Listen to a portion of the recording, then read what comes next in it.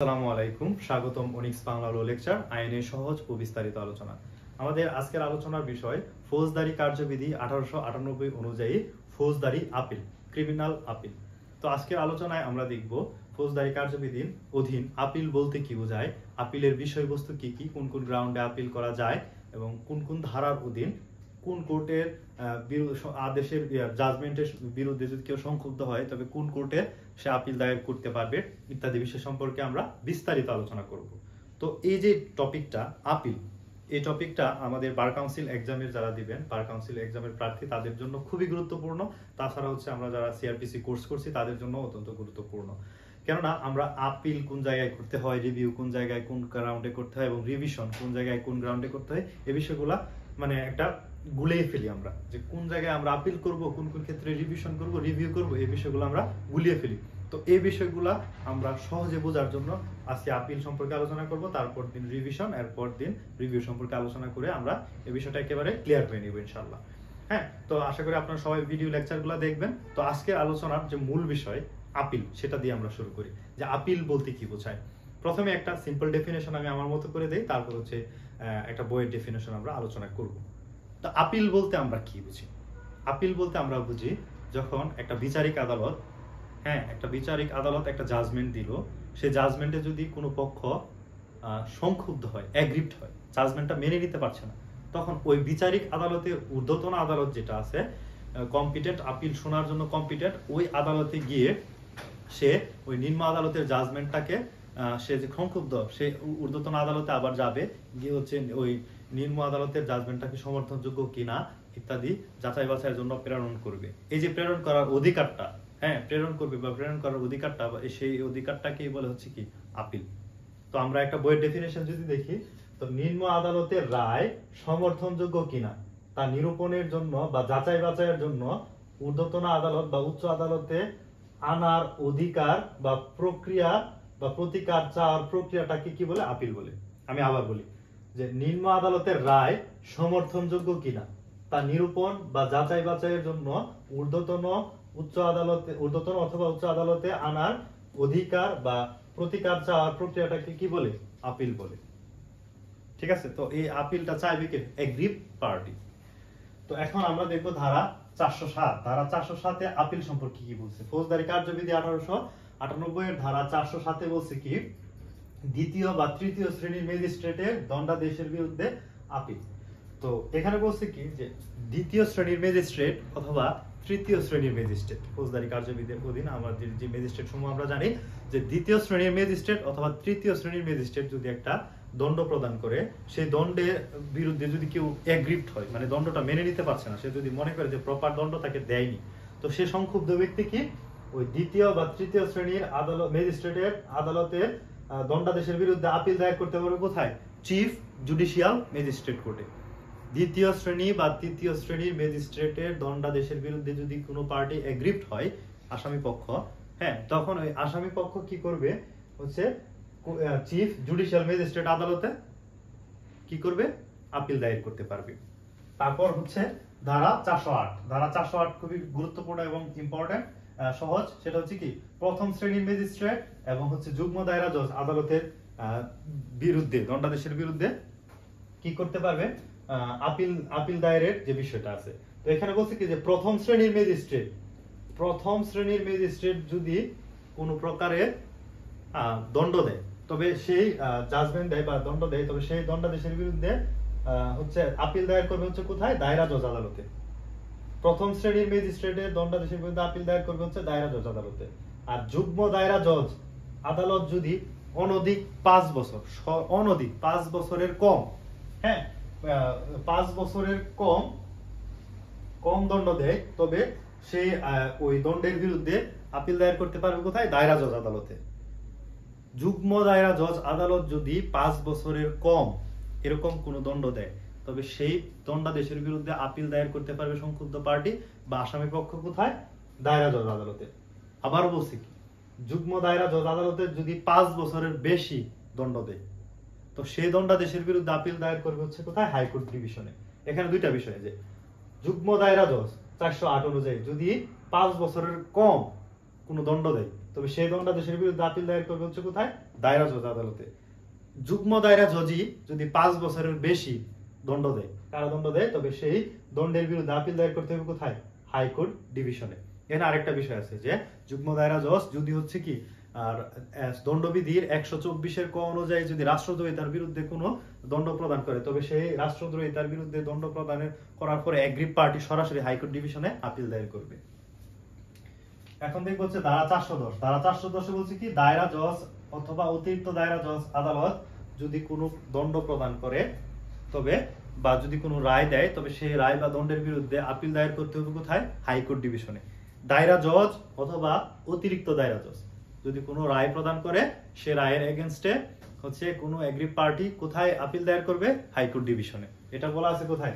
410। এটা খুবই গুরুত্বপূর্ণ যে দায়রা জজ এবং অতিরিক্ত দায়রা জজের দণ্ডাদেশের বিরুদ্ধে আপিল দায়ের করবে হচ্ছে কোথায়? হাইকোর্ট ডিভিশনে। তারপর হচ্ছে ধারা 417। ধারা 417 তে বলছে কি খালাস আদেশের বিরুদ্ধে আপিল। খালাস আদেশের বিরুদ্ধে আপিল, আসামিকে খালাস দিয়ে দিয়েছে, তখন এগ্রিভ পার্টি কে হবে? এগ্রিভ পার্টি কে হবে? আসামিকে যদি খালাস দেয় তবে হচ্ছে নালিশকারী বা অভিযোগকারী, তারা হবে কি? এগ্রিভ পার্টি। তো খালাস আদেশের বিরুদ্ধে আপিল কোথায় করতে হবে? যে দায়রা আদালত কর্তৃক খালাসের বিরুদ্ধে আপিল দায়ের করতে হবে কোথায়? হাইকোর্ট ডিভিশনে। কোন আদালতে? দায়রা আদালত। দায়রা আদালত যদি আসামিকে খালাস দেয়, হ্যাঁ, অ্যাকিউটাল দিয়ে দেয়, তবে সেই খালাস আদেশের বিরুদ্ধে আপিল দায়ের করতে হবে হাইকোর্ট ডিভিশনে। আর ম্যাজিস্ট্রেট কর্তৃক খালাস আদেশের বিরুদ্ধে আপিল দায়ের করতে হবে কোথায়? দায়রা জজ আদালতে।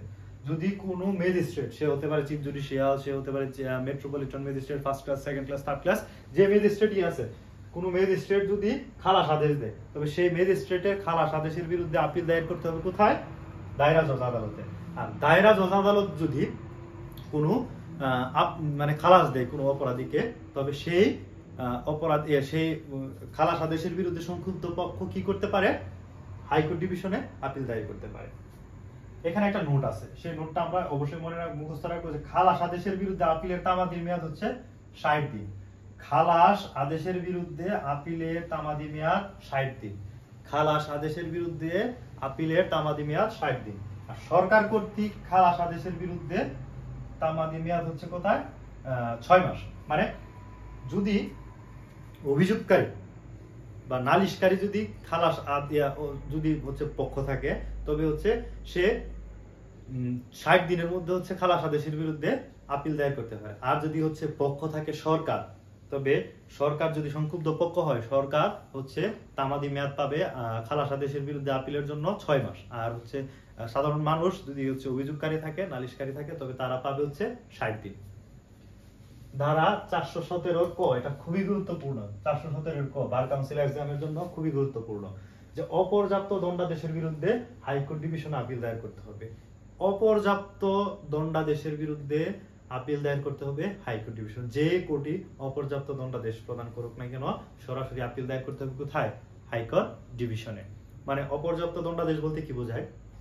ধরেন একজন একটা অপরাধ করলো, তো তার শাস্তি 10 বছর পর্যন্ত দেওয়া যাইতো, কিন্তু তাকে শাস্তি দেওয়া হয়েছে হচ্ছে 3 বছর। তখন সংক্ষুব্ধ পক্ষ কি করবে কি যে হাইকোর্ট ডিভিশনে হচ্ছে অপর্যাপ্ত, এই যে অপর্যাপ্ত দণ্ড তাকে দেওয়া হয়েছে, এই যে 3 বছর, সেটা পর্যাপ্ত না, এর জন্য হাইকোর্ট ডিভিশনে আপিল দায়ের করতে পারে। কত অনুযায়ী? 417 ক অনুযায়ী। আর হাইকোর্ট ডিভিশনে এই যে অপর্যাপ্ত দণ্ডাদেশের বিরুদ্ধে আপিলের তামাদি মেয়াদ হচ্ছে 60 দিন।